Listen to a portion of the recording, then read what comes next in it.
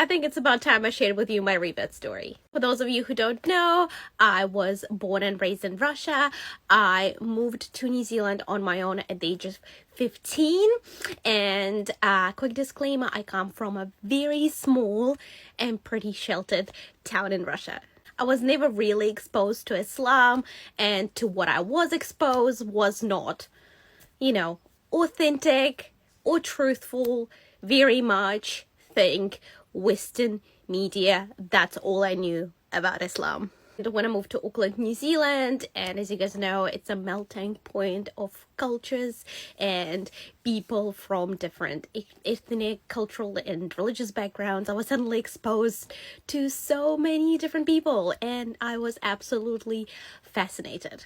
Of course, I met some amazing Muslim people, and that's all I could fit into part 1. Stay tuned for part 2. Welcome to part 2 of my rebirth story. So after meeting some amazing Muslim people in Auckland while I was studying, I started questioning how is that what I knew about Islam didn't really translate to the people, to Muslim people and their practices. So I started questioning things and I got very curious.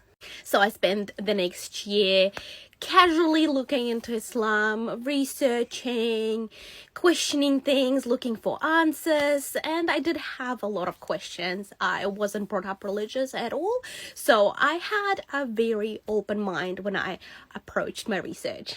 The more I looked into the religion, the more it made sense to me. But then something quite tragic and unexpected happened to me. I lost my dad at the age of 18, and it changed everything. Welcome to part 3 of my rebirth story. Even though I am on social media and I am very private when it comes to my family. So what I'm going to say about the entire experience of me losing my dad and the chain of events that followed afterwards is that everything seemed to fall into place like puzzle pieces that were missing. It happened 8 years ago now, and when I look back, I'm able to see the reason and the purpose, and I'm able to find peace and understand maybe why I went through it. Because after everything what happened, I simply couldn't deny that there was God's plan at place. And just a few weeks after losing my dad, I took my shahada, and alhamdulillah, I never looked back.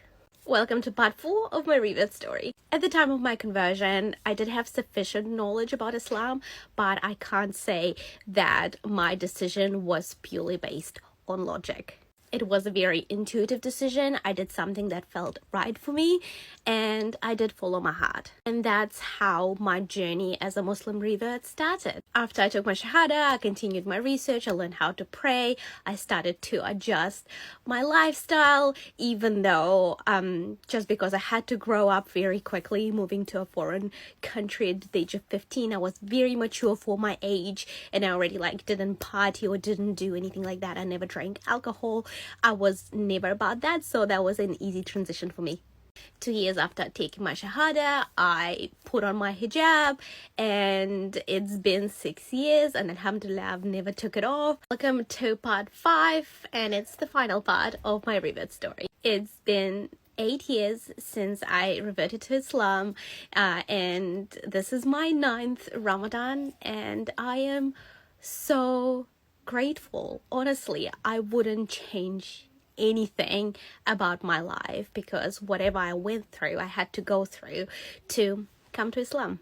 And let me tell you something, I've never felt more sure of myself. I've never felt more confident and empowered as I do now as a Muslim hijabi woman.